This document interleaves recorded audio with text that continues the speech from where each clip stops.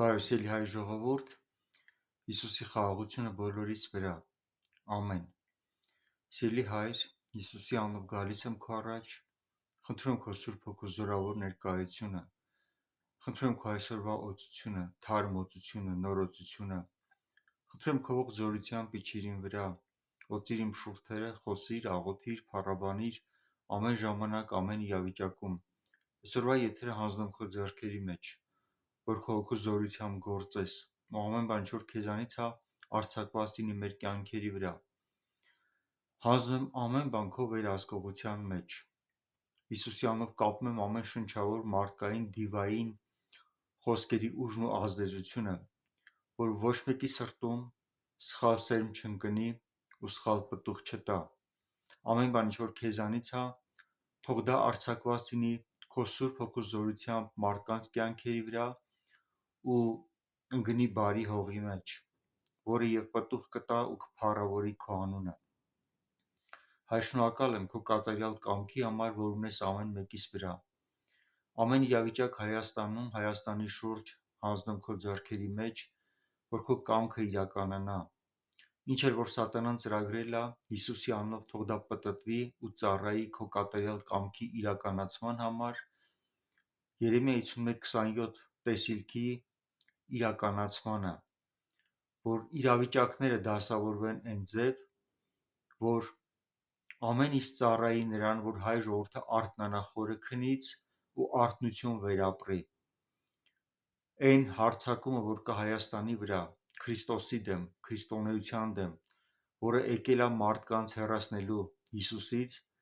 թող Աստված ջան, այն ձև պտտվի քո հոգու զորությամբ, որ ամբողջ Հայաստանը ծարավ ձևով սկսի փնտրել քո երեսը, որպեսզի անձամբ հանդիպում ունենա քո հետ ու ճանաչի քեզ։ Շնորհակալություն, որ դու քո զորավոր ձեռքով իրականացնում ես քո կամքը Հայաստանի վրա, Հայաստանին տանելով քեզ ճանաչողության մեջ։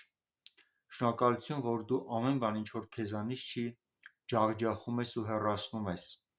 իսկ ամեն բան, ինչ որ քեզանից է, հաստատում ես քո հոգու ճշմարտությամբ։ Շնորհակալություն քո կատարյալ կամքի համար, որ իրականացնում ես այս ժամանակներում։ Ամեն։ Ամեն, սիրելի հայ ժողովուրդ, իրավիճակներին շատ լավ ծանոթ եք ինչ է կատարվում Հայաստանում, ու մի անգամ չի որ սրա մասին ասել եմ, սա հարձակում է քրիստոնեության դեմ, հավատքի դեմ, ու սա հարձակում է իսլամի կողմից, սա Օսմանյան կայսրության ծրագիրն է, որը ինքը փորձում է ստեղծի, ու այն խոչընդոտը, որ կա իր ճանապարհին, բնական է դա քրիստոնեական Հայաստանն է, առաքելական եկեղեցու առաջնորդությամբ։ Ես ցավում եմ շատ, որ շատ հավատացյալներ Հայաստանում, որոնք չեն պատկանում առաքելական եկեղեցուն, այլ տեսանկյունից են հարցին նայում ու փոխանակ սատար կանգնեին ու պաշտպանեին առաքելական եկեղեցուն, որը հալածվում է իրականում իսլամի կողմից, այլ տեսանկյունից սկսեցին հարցին նայել, հավատալով այն բոլոր կեղծիքներին, որ ասես թե կատարվում է բարեփոխումներ եկեղեցին այն դիրքի մեջ, որ կա, որը սխալ է Աստծո առաջ, ասես թե այդ բարեփոխումներն է սկսվում, որպեսզի ավելի մաքրվի, ավելի սրբանա ու կատարի Աստծո կամքը։ Իհարկե ես դեմ չեմ, որ փոփոխություններ կատարվեն Աստծո կամքի համաձայն, ու ինչը որ սխալ է, գա ճշմարտության ու այդ սխալի մեջ ոչ մեկ չմնա, բայց այն ճանապարհը, որով դա կատարվում է, դա ընդհանրապես Աստծո ճանապարհը չի ու դա Աստծո աշխատանքը չի։ Գիտեք, ուրիշ ձև հնարավոր չէր մատուցել, որպեսզի եկեղեցու հանդեպ հնարավոր լիներ այն հարձակումը, որը իրականացվեց։ Բնական է պետքա որոշակի բաների վրա կենտրոնացած լինեին, ասեին, թե որ այս բանի պատճառով է, որ նման միջամտություն կա երկրի իշխանությունների կողմից, ու ասես թե իրանք փորձում են ամեն բան կարգավորեն, որը որ որոշ հավատացյալների մոտ դրական ազդեցություն գտավ, աջակցություն գտավ ու շատերին թվաց, թե իրականում հենց դա է կատարվում։ բայց իրականում կատարվում է մի բան. Հայաստանում փորձում են ամեն ինչ անեն, որպեսզի սպանեն հավատքը առ Հիսուս Քրիստոս, որպեսզի կարողանան իսլամական գաղափարախոսությունը բերեն Հայաստան, հակազդեցություն չունենան ու կարողանան ամբողջությամբ իրականացնեն այն դիվային ծրագրերը,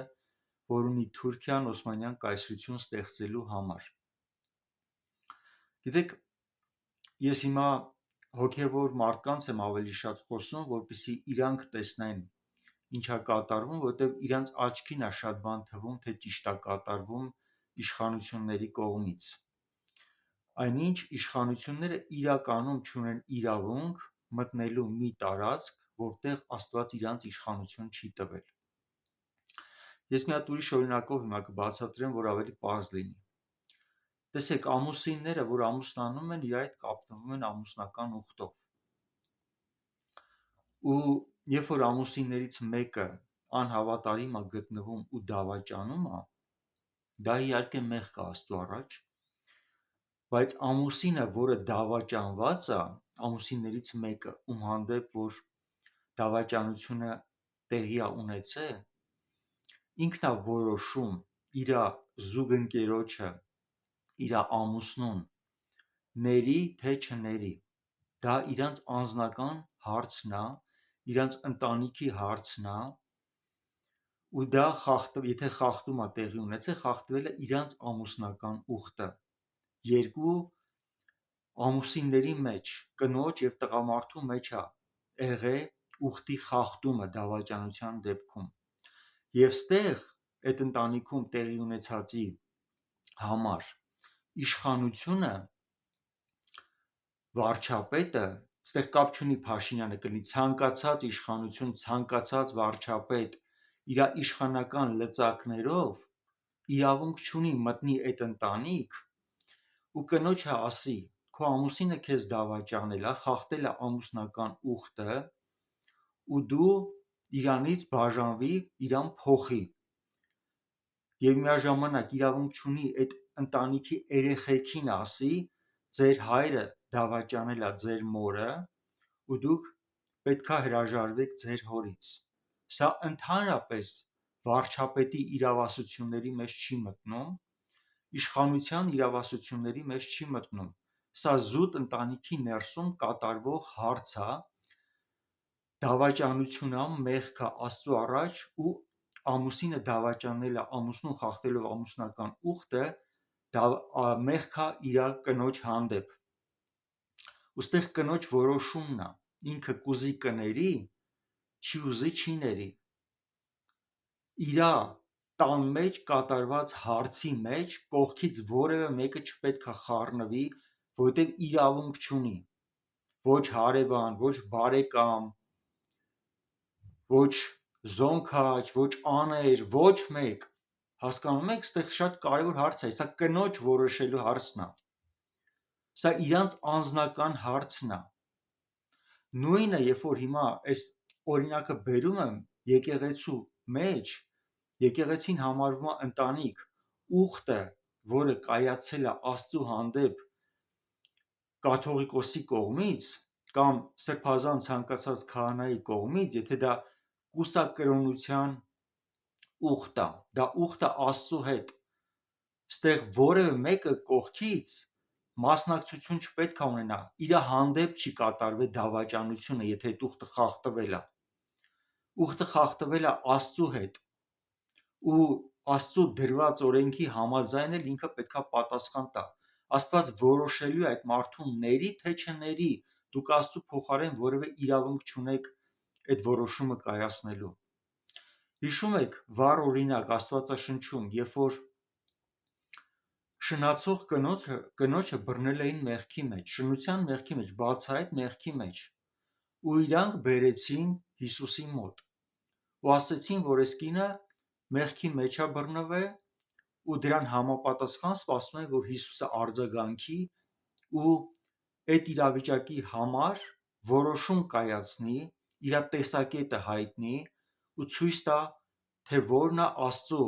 տեսակետը ստեղծված իրավիճակում, որովհետև Մովսեսի օրենքի համաձայն նման ձևով մեղքի մեջ հայտնաբերվածները պետքա քարկոծվեին։ Օրենքը դա էր ասում։ Ու Հիսուսը ինքը շատ պարզ մի բան ասեց, ձեզանից ով որ մեղք չունի, թող առաջինը ինքը քարը գցի։ Այսինքն օրենքը կա, ճիշտ է որ կա, իսկ հիմա հարցը հասնում է նրան, որ պետքա պատժենք ըստ այդ օրենքի, ոնց գրված է, որ պետքա քարերով քարկոծենք։ Ու ասեց առաջինը թող քարը գցի այն մարդը, ով որ մեղք չունի։ Ու չգտնվեց մեկը, որ այդ քարը գցի։ Այսինքն եկեղեցու ներսում, եթե կատարվել է մեղք Աստծու առաջ, ու Աստված ասում է, որ եթե կա ձեր մեջ մեկը, որ մեղք չունի, թող այդ քարը գցի առաջինը, սկսի մեղադրանքը։ Զարմանալիորեն վարչապետը այդ իրավասությունը վերցրեց իր վրա ու ինքը իրան համարեց, որ ինքը մեղք չունի ու թույլ տվեց իրան առաջինը քարը գցելու։ Ցավոք սրտի շատ քրիստոնյաներ, շատ հավատացյալներ, իմանալով Աստծու խոսքը, ես աշխարհիկների մասին չեմ խոսում, որովհետև աշխարհիկները Աստծու խոսքը չճանաչելով հնարավոր է չհասկանային Աստծո ճանապարհները, բայց հավատացյալները կրկնեցին նույն բանը, ինչ որ արեց վարչապետը, սկսեցին մեղադրել ու դրանով իսկ ասեցին, որ մենք համաձայն ենք այն տարբերակի հետ, որ վարչապետը իրավունք ունի մտնելու անձնական դաշտ ու իրականացնի բաներ, որի իրավասությունը չունի։ Սա նշանակում է իրանք իրանց համագործակցությամբ, իրանց մեղադրանքներով, ոնց վարչապետն է մեղադրում, համաձայնվեցին ամեն կատարվածի հետ ու նույնն է, որ իրանք նույնը ասեցին։ Նույնն է, որ այդ քարը իրանք գցեցին։ Բայց դա անելով հանդերձ նաև իրանք դուռ բացեցին իրանց վրա ու հրավիրեցին վարչապետին ու վարչապետի նմաններին իրանց տուն, իրանց ընտանիք ու իրանց եկեղեցի, որպեսզի այն բոլոր մեղքերը, որ իրանք գործում են Աստծո առաջ, նույն ձևով ստանա համարժեք պատասխան, ոնց ստացավ հիմա իրանց կողմից կաթողիկոսի ու սրբազանների կուսակրոնության հետ կապված հարցը։ Այսինքն Հիսուսն ասում էր, ով որ մեղք չունի, թող քարը գցի։ Այդ քարը գցողները իրանք մասնակից դառան ու համաձայնվեցին, որ նույն բանը կատարվի իրանց հետ։ Ու հիմա մի զարմացեք, որ նույն բանը վերադառնա ձեր եկեղեցի, ձեր ընտանիք, ձեր ընտանիքում ձեր անձնական հարցերը սկսեն կողքից միջամտելով բացահայտել,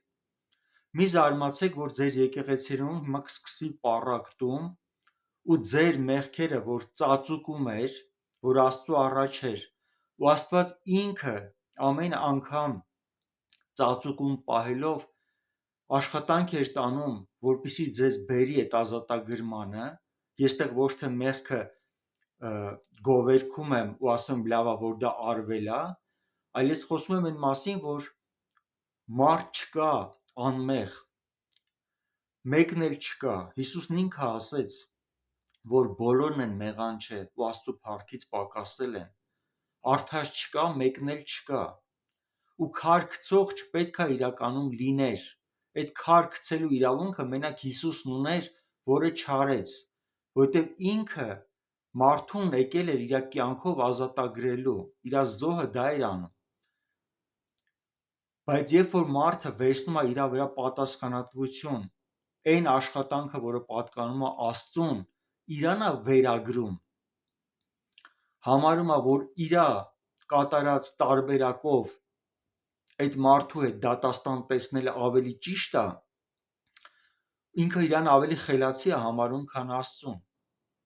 Անարգում է Աստծո ճանապարհը, ընտրում է իր սեփական ճանապարհը ու միաբանվում է աշխարհիկ մտածելակերպով հարցի լուծմանը։ Սա աշխարհիկ մեթոդ է։ Սրա մեջ Աստված չկա։ Աստված իր դրած կարգ ու կանոնը չի խախտում։ Ամուսիններին, որ դրել է ամուսնական ուխտի մեջ, դրա մեջ չի հրավիրում ուրիշ մեկին կողքից, որ խառնվի այդ ընտանիքի գործերին ու իրանց թերությունները, թուլությունները, մեղքերը ջրի երես հանի ու ամբողջ երեխեքի առաջ ցածրացնի ծնողներին։ Եկեղեցու անդամները իրանք հենց այդ երեխեքն են եկեղեցու, որոնք տեսնում են իրանց ծնողների հարաբերությունները։ Եկեղեցին հարսն է, Հիսուսը փեսացուն է։ Հարս ու փեսայի հարաբերության մեջ եթե խախտվել է ուխտը, դա փեսայի հարցն է, ինքն է որոշում իր հարսնացուին ների, թե չների, կամ իր այդ ինչ աշխատանք տանի, որպեսզի մաքրի։ Կողքից որևէ մեկը այդ ընտանիքում քաոս առաջացնելու իրավունք չունի բացառապես, որովհետև որևէ մեկին տրված չի այդ ընտանիքում իշխանություն ունենալու, թեկուզ դա վարչապետ կարա լինի, ու խառնվելու այդ ընտանիքի գործերին։ Ու սա այսքան մանրակրկիտ ասում եմ նրա համար զուտ, որպեսզի այն բոլոր հավատացյալները, ով որ վարչապետին պաշտպանում էին, հասկանան ու գիտակցեն, որ իրանք իրանց մասնակցությամբ թույլ տվեցին, որ իրանց կյանքում նույն բանը կատարվի։ Ձեր եկեղեցիներում սկսվելու է նույն բանը։ Եթե դուք մտածում եք առաքելական եկեղեցին Աստծուց հեռացել է, Աստծուն ուրացել է, հավատքը մեռած է, կրոն է, այլևս իրանք Հայաստանի համար ոչ մի արժեքավոր բան չեն անում, Աստծուն չեն ներկայացնում, ավետարանչական եկեղեցին է զբաղեցնում առաքելականի տեղը,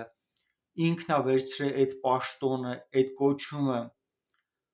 ու դուք մտածում եք, որ հիմա առաքելական եկեղեցին ասպարեզից կհեռանա ու դուք կբարձրանաք առաքելական եկեղեցու կոչումի փոխարեն նույն դիրքորոշման մեջ, նույն ազդեցությունը ունենալով, ապա ես ձեզ ասեմ, դուք սխալվում եք։ Նույն հարձակումը հիմա գալու է ձեր եկեղեցու վրա։ Նույն ձևով ոնց դուք դատել եք, նույն դատաստանով դատվելու եք։ Կրակը գնալով բորբոքվում է, ու ամեն բան, ինչ որ Աստծուց չի, կդրսևորի իրան։ Ու դուք այլևս, որ մտածում եք, որ դիմացինը մեղավոր է, իսկ դուք սուրբ եք, Աստված կհանի ջրի երես ձեր բոլոր մեղքերը, քանի որ դուք թույլ տվեցիք բաներ, որի իրավունքը չունեիք։ Ձեր քույր եղբայրներին պաշտպանելու փոխարեն դուք սկսեցիք պաշտպանել անօրենության որդուն, որը իրականացնում է իսլամական ծրագիր, առեզրկելով հայոց եկեղեցին, հայոց առաքելական եկեղեցին, որը եղել է դարերով վահանը, որպեսզի իսլամը չթափանցի Հայաստան, բայց այսօր առեզրկելով առաքելական եկեղեցին, Թուրանյան ծրագիրը ակտիվացել է, ու իրանք մտածում են, որ ունեն հաջողություն արդեն Հայաստանում, ու այս ամբողջ կատարվող դեպքերը, որ հիմա սկսվում են մեր շրջապատում ու արդեն տեսանելի է Ռուսաստանում, սրանք պատահական բաներ չեն։ Իսլամական ուժերը ակտիվանում են ու փորձում են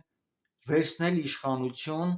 որովհետև իրանք համարում են, որ Հայաստանում հաղթել են առաքելական եկեղեցուն, բայց իրանց ուրախությունը երկար չի տևելու, որովհետև երբ որ Հիսուսին էլ խաչեցին, իրանք մտածեցին, սատանան մտածեց, թե հաղթանակ ունի լիակատար ու ցնծության մեջ էր, բայց իր ուրախությունը փոխվեց սուգի, երբ որ Հիսուսը հարություն առավ։ Նույն ձևով իսլամական երկրերը, իսլամական ուժերը, որոնք սկիզբ են առնում, այսինքն իրանց կենտրոնը Թուրքիան է, այդ թուրանական ծրագիրը փորձելու են իրականացնեն, ու հիմա տարածաշրջանը ակտիվանալու է շատ ուժեղ ու արդեն իսկ ակտիվ է, իրանք փորձելու են նվաճեն իրանց իսլամը տարածելով, բայց նորից եմ ասում, ոնց սատանայի ուրախությունը կարճ տևեց, նույն ձև էլ թուրանյան ծրագրի գաղափարախոսությունն է կարճ տևելու, ու կարճ է տևելու առաջին հերթին հենց Հայաստանում։ Իսլամական ամեն մի ծրագիր դուրս եկած Աստծու կամքի դեմ Հայաստանում, դուրս եկած Աստծու տեսիլքի դեմ, մեծ հայքի սահմաններով Հայաստանի դեմ, Մինի Արարատի ասքանազի թագավորությունը իսլամացնելու դեմ անիծված է Հիսուսի անունով։ Սա պատերազմ է, որ հայտարարվել է Հիսուս Քրիստոսին իսլամի կողմից, ու իր տեղը Աստված ցույց կտա իր զորությամբ ու իր կարողությամբ։ Սատանայի տեղը դժոխքն է, ու իսլամական ուժերը Հայաստանի տարածքում ինչքան էլ որ պղծեցին Վեհարանը, ինչքան էլ որ անարգեցին Աստծուն, ծաղրեցին, մերկացրեցին, ու իրանց թվում էր, թե իրանք Աստծու կամքն են կատարում, որտեղ այդձև ներկայացնում են ժողովրդին, թե արդարադատություն են իրականացնում։ Ես ասեմ, սա մեծագույն մոլորությունն է։ Նույն տակտիկայով գործում էր Սատանան, երբ որ խաչեց Հիսուսին։ Ու Աստված է ամեն ինչի դատավորը, ու Աստված արդար դատավոր է, ու այդ դատը գալիս է ամեն մեկի վրա, ով որ իրականացրեց այս ծրագիրը միաբանվելով իսլամի ոգուն։ Ու ցավոք սրտի, այն դատով, որ դատեցին շատերը, նույն դատաստանով հիմա դատվելու են։ Հիմա Հայաստանում ցնցումների ժամանակն է։ Շատ եկեղեցիներում կսկսեն բաներ, որ երբևէ չէիք մտածել, որ կարող բացահայտվեն, բայց սա կանի Աստված իր ձեռքով, ու դուք կհասկանաք ինչքան վատ է, երբ որ դուք դիմացինի մեղքերն եք բացահայտում ու դրանով թվում է, թե Աստծու կամքն եք կատարում։ Երբ որ ձեր մեղքերը բացահայտվեն ու ձեզ խայտառակեն, դուք կվերապրեք այդ ամեն ինչը ու կհասկանաք ինչքան մեծ սխալ թույլ տվեցիք միաբանվելով ու կանգնելով Սատանայի բանակում։ Տիրոջ ողորմությունը թող լինի ամեն մեկի վրա։ Աստված իմ, ես չեմ ուզում որևէ մեկի կործանումը։ Ես ուզում եմ այս ամեն ինչը վերափոխվի ու դառնա ամբողջ Հայաստանի ապաշխարության պատճառը։ Ես խնդրում եմ քո արյունը, Հիսուս, որ դու թափել ես ամեն մեկի վրա, քո արյունով լվացես, մաքրես, սրբես ու արդարացնես։ Դու ես, որ արդարացնում ես, ով է որ կարա մեղադրի։ Քո աշխատանքը իրականացրա քո ձեռքով ու հաստատիր քո արքայությունը Հայաստանում։ Բարձրացրա քո հարսնացուի հեղինակությունը, որին փորձեցին անարգեն, զրպարտեն, ցածրացնեն, արժեքազրկեն։ Քո եկեղեցին քո սեփականությունն է, քո հարսնացուն է, ու դու ես որոշում կներես իրան, թե իրան կմերժես։ Քեզանից բացի ոչ մեկին տրված չի այդ իրավունքը։ Ես խնդրում եմ քո սերը ցույց տաս քո հարսնացուի վրա, ոնց միշտ ցույց ես տվել։ Խնդրում եմ, որ քո փառքով իջնես Հայաստանի վրա ու քո կրակը այնքան ուժեղ բորբոքես, որ ամեն իսլամական ուժերի ներգործությունը ուղղակի հիմնահատակ ոչնչանա Հայաստանի տարածքում ու մեծ հայքի տարածքում։ Ու ես կանչում եմ քո փառքի հաղթանակը մեծ հայքի վրա։ Ամեն բան, որ բարձրացած է այս տարածաշրջանում, մեծ հայքում, քո կամքի դեմ, թող ջարդուփշուր լինի ու ոչնչանա հիմնահատակ։ Ամեն կուռքերը թող փշրվեն, ամեն սուտ աստվածները թող ոչնչանան, ու քո արքայությունը թող հաստատվի Հիսուս Քրիստոսի զորավոր անունով մեծ հայքի վրա։ Թող ամբողջ մեծ հայքի տարածքով մեկ բարձրանան եկեղեցիներ, Հիսուս Քրիստոսին սիրող, իր կամքը փնտրող, իր հետևից գնացող եկեղեցիներ։ Զորությունդ արձակիր ամբողջ մեծ հայքի վրա, ու անկախ այն բանից, թե ինչ ազգության մարդիկ են ապրում այս տարածքում, այցելիր քո զորությամբ ամեն մեկին, որ ամեն մեկը անձամբ վերապրի քեզ Հիսուս, ու որևէ մեկի մոտ կասկածանք չմնա, որ դու միակ ճշմարիտ Աստվածն ես։ Բոլոր սուտ աստվածները թող փշրվեն Հիսուսի անունով, ու բոլոր այն իսլամական ուժերը, որոնք խենթի պես իրանց սուտ Աստծու հետևից էին գնում, հայտնվեն ճշմարտության առաջ երես առ երես, հանդիպում ունենան քո հետ Հիսուս ու գիտակցեն, որ մինչև այսօր մոլորության մեջ են եղել, ու այս պահից սկսած իրանց կյանքը թող փոխվի ու իրանք դառնան քո զորավոր առաքյալները, որ ամբողջ աշխարհով մեկ կտարածեն քո փրկության ավետարանը։ Օրհնությունդ մեծ հայքի տարածքի վրա, որ կատարվի քո կամքի համաձայն ու քո փառքով, ու ամբողջ Օսմանյան կայսրության ծրագիրը արմատից չորանա ու հիմնահատակ վերջանա, ամբողջությամբ մեծ հայքը ազատագրված լինի իսլամական ուժերի, կոմունիստական ուժերի, այլ ուժերի ազդեցությունից, ճշմարիտ հավատքը, որը Հիսուս Քրիստոսից է, մեր հավատքի առաջնորդից է, հաստատված լինի մեծ հայքի տարածքի վրա։ Ես օրհնում եմ քեզ Հայաստան, որ բարձրանաս Աստծուն ճանաչողության մեջ, Աստծու կամքը լինի քո սրտի փափագը, որ դու ճանաչես ու կատարես, ու Աստված թող օրհնի իր կամքը կատարողներին, իսկ իր կամքին հակառակվողներին, Աստծու կամքի դեմ դուրս եկողների հետ Աստված իմ քո արդար հաշվեհարդարը տեսնելով ցույց տուր ով է ճշմարտապես քոնը, առանձնացրա լույսը խավարից, իրականացրա քո հոգու զորությամբ, քո Սուրբ Հոգու կրակը բորբոքելով բոլորի վրա, ու այս նույն կրակը թող բորբոքվի Ռուսաստանում, որտեղ իսլամական ուժերը փորձում են իրականացնեն սատանայի ծրագրերը, ու թող իրանց բոլոր ջանքերը ամբողջ Ռուսաստանի տարածքում անիծված լինի ու դատապարտված լինի դժոխքի։ Սատանա, դու որևէ իշխանություն չունես Ռուսաստանում ու քո տեղը դժոխքն է։ Իսլամական ուժերի վերջնական ու հիմնահատակ ջախջախումը ողջ Ռուսաստանի տարածքով Հիսուսի անունով։ Հայր, փառավորվիր քո ժողովրդի վրա։ Ամեն տեղ, որտեղ սատանան եկել էր փչացնելու, կործանելու, թող իրավիճակները պտտվեն ու սա դառնա մարդկանց կյանքերում քեզ ճանաչելու պատճառ։ Սատանան թող փոշմանի իր որոշած ծրագրերից, որովհետև այս ամեն փոսը, որ փորել էր քրիստոնյաների դեմ, Աստծու իրական հավատքի դեմ, հենց այդ փոսի մեջ ինքն էլ թող հայտնվի ու իսլամական գաղափարախոսությունը թող խայտառակ ձևով դուրս շպրտվի ամբողջությամբ Ռուսաստանի տարածքից։ Օրհնում եմ Հայր քո կատարյալ կամքը Հայաստանի վրա, մեծ հայքի վրա, Ռուսաստանի վրա։ Ռուսաստանում թող գա իրական արթնությունը ու ամեն բան, ինչը որ քո կամքի դեմ էր գործում, թող խափանվի։ Այն բոլոր քրիստոնյաները, որ մոլորության մեջ էին, պաշտպանելով պուտինյան գաղափարախոսությունը, թող արթնություն վերապրեն ու հասկանան, որ մոլորության մեջ են։